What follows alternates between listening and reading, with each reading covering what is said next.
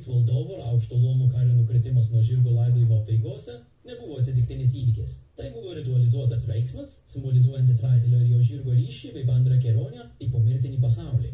Šis paprotys kilo iš senosios pagoniškos pasaulėžiūros, kurioje žirgas buvo laikomas vėlės palydovu. Nukritimus nuo žirgo laidojimo metu žymėjo ribos peržengimo tarp gyvųjų ir mirusiųjų pasaulių. Pagoniškoje Lietuvoje žirgai būdavo aukojami ir deginami kartu su valdovais. Metraščiuose minima, kad su Algirdu 1377 metais buvo sudeginta 18 žirgų. Ritualinis žirgo nužudymas ar raitelio kritimas patvirtindavo mirusiojo karinį ir socialinį statusą. Net ir po krikšto bajoro laidotuvės neišliko paprotys vesti žirgą į bažnyčią.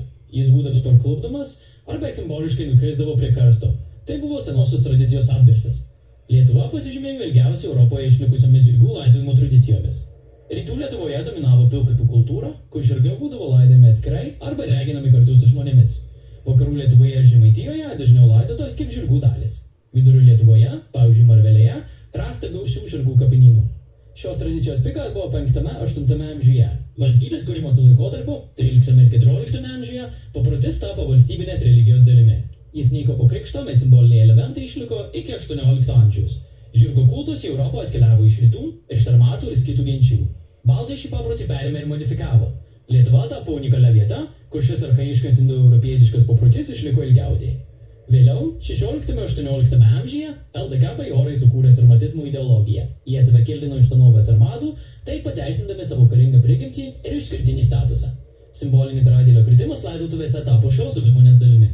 Vytauto didžiojo laidotuvės yra vienas įdomiausių šios tradicijos pavyzdžių. Nors Vytautas mirė kaip krikščionis, jo laidotuvėse buvo naudojami elementai, kurie primena senąjį raitelio ritualą. Šaltiniuose minimas Archimedas, šarvuotas raitelis, prisijojo į bažnyčią ir ten nukrito. Tai galėjo būti etanominio perėjimo ritualo atgarsis. Lenkų metraštininkų, ypač Janas Dlugošas, šiuos papročius aprašė su pašaipa. Jie turėjo politinį interesą sumenkinti Vytautą ir parodyti jį kaip laidėcai tikrą krikščionį. Tai buvo informacinis karas, kuriuo siekta nutrukdyti Vytauto koronacijai ir pabrėžti Lenkijos viršenybę. Oficiali Vytauto mirties versija teigia, kad jis nukrito nuo žirgo ir po savaitės mirė nuo komplikacijų. Nunuodijimo teorija laikoma mažai tikėtina. Tačiau pats kritimo nuo žirgo motyvas galėjo būti simbolinis, atitinkantis valdovo raitelio įvaizdį. Didžiausia paslaptis – Vytauto palaikų dingimas. Yra pagrįstų prielaidų, kad jo kūnas buvo paslėptas. Tai galėjo būti padaryta siekiant apsaugoti jį nuo galimo išniekinimo. Pagoniški elementai laidotuvėse galėjo kelti grėsmę, kad bažnyčia dėl pareikalaus ekshumacijos. Taip pat buvo baiminamasi politinių priešų, ypač Lenkų dvasininkijos. Nors metraščiai nurodo, kad Vytautas palaidotas Vilniaus katedroje, jo palaikai iki šiol nerasti. Per 20 amžių vykdytus tyrimus rasti kitų valdovų palaikai, bet ne Vytauto. Tai sustiprina teoriją, kad palaikai buvo slapta perlaidoti arba paslėpti. Šiandien atomas gana miglota. Valstybės prioritetai dažnai krypsta į labiau sensacingas temas, o ne į fundamentalius istorinius tyrimus.